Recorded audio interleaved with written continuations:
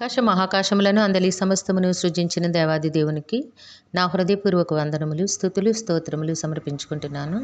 అందరికీ శుభోదయం. ఇది నా మహోన్నతుడైన దేవాది దేవుడు నీ కొరకు సిద్ధపరిచిన వాక్కు. నీ భారము యెహోవా మీద మోపము, ఆయనే నిన్ను ఆదుకొనును. నీతిమంతులను ఆయన ఎన్నడను కదలనీయడు.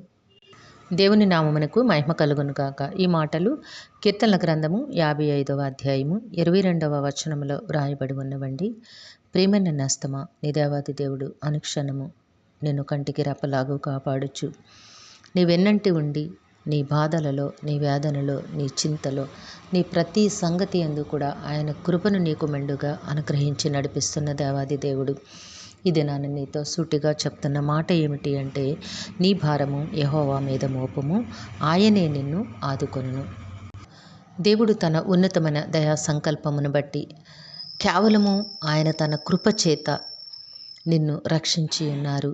రక్షింపబడిన నీవు నీ భారమును, నీ సమస్త వ్యధలను, చింతలను, నీ సమస్త స్థితులను ఎవరిపై మోపి నీవు దుఃఖిస్తూ ఉన్నావు లేక ఆనందిస్తూ ఉన్నావు? నేస్తమా, ఎవరిపై నీ భారం వేసినా నీవు ఆనందముగా ఉండలేవు. ఎందుకంటే ఎవరూ కూడా నీ భారమును మోయలేరు. కానీ నీ దేవాది దేవుడు, నీ సృష్టికర్త అయిన తండ్రి ఈ దినాన్ని నీకు వాగ్దానం చేస్తూ ఉన్నారు. నిన్ను ఆదుకొనివాడను నేనే అని నీకు తన వాగ్దానమును మరి ఒకసారి జ్ఞాపకం చేస్తూ, నీ సమస్త భారములను కూడా ఆయన మీద వేయమని నీకు ఆయన ఆజ్ఞాపిస్తూ ఉన్నారు. కాబట్టి నేస్తమా, నీ కుటుంబంలో, నీ జీవితంలో ఏదైతే పరిస్థితులను నీవు అనుభవిస్తూ ఉన్నావో వాటన్నిటినీ కూడా నీ దేవునిపై వేయి. ఎందుకంటే నీకు విడుదలను కలుగచేసే దేవుడు ఆయన మాత్రమే. నీకు సమస్త ఇబ్బందికర పరిస్థితుల నుంచి నిన్ను విడిపించి ఆనందమును, శాశ్వతమైన సంతోషమును, సమాధానమును అనుగ్రహించగలిగిన దేవాది దేవుడు నీ పక్షమందు ఉన్నారు గనుక నేస్తమా, నీ ప్రతి సమస్యను కూడా దేవునిపై వేయి. దేవుని పాదముల చెంత పెట్టు. దేవుని సన్నిధిలో ప్రార్థించు. ఆయనకు నీ సమస్యలను, నీ వేదనలను, చింతలను అప్పగించు. నీవే నాకు తోడుగా ఉండి జీవము కలిగిన దేవుడా, ఈ సమస్యల నుంచి నన్ను విడిపించి, శోధనల నుంచి నన్ను కాపాడి మీ కృపను మెండుగా అనుగ్రహించమని దేవుని సన్నిధిలో ప్రార్థన చెయ్యి. వాగ్దానము చేసిన దేవుడు నమ్మదగిన దేవుడై ఉన్నారు గనక నీ ప్రతి సమస్య నుంచి నీకు విడుదలను కలిగచేసి ఆయన తన శాంతిని నీకు అనుగ్రహించి తన కృపలో జీవింపచేస్తారు.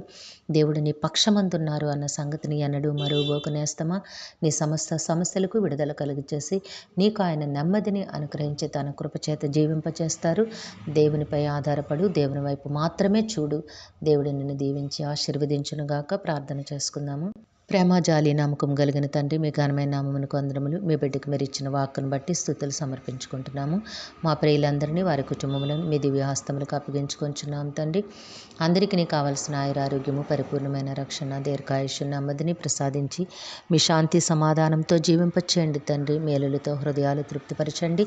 కుటుంబములలోనైనా బిడ్డలకు అందరికీ నీ కావలసిన ఆయురారోగ్యము, పరిపూర్ణమైన రక్షణ, దీర్ఘాయుష్యు, నెమ్మదిని ప్రసాదించి మీ శాంతి సమాధానంతో జీవింపచేయండి తండ్రి. మేలులతో హృదయాలు తృప్తిపరచండి. విద్యాభ్యాసంలో ఉన్న బిడ్డలకు ఉన్నతమైన విద్యను, భవిష్యత్తును ప్రసాదించమని మీ కాలు పట్టు వేడుకుంటూ ఉన్నాము తండ్రి. జీవము కలిగిన దేవుడా, నాయన బిడ్డలకి సకాలంలో చక్కని ఉద్యోగములు, వివాహములు, గర్భఫలములు ప్రసాదించండి.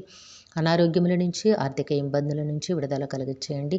కుటుంబాల్లో ఉన్న నాయన పసిబిడ్డలను, వృద్ధులను జ్ఞాపకం చేసుకుని వారికి ఆరోగ్యమునిచ్చి, ఆయుష్నిచ్చి నాయన అందరికీ వారి పట్ల ప్రేమను, దయను పుట్టించి మీ కృపలో నడిపించమని వేడుకుంటూ ఉన్నాము.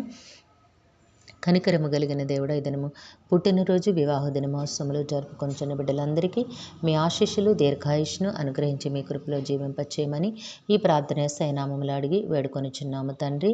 ఆమెన్. సర్వకృపానిధి దేవుడు మీ కుటుంబ జీవితంలో ఉన్నతమైన ఆశీర్వాదములు అనుగ్రహించి మిమ్మును ఆయన నామ మహిమ కొరకు జీవింపచే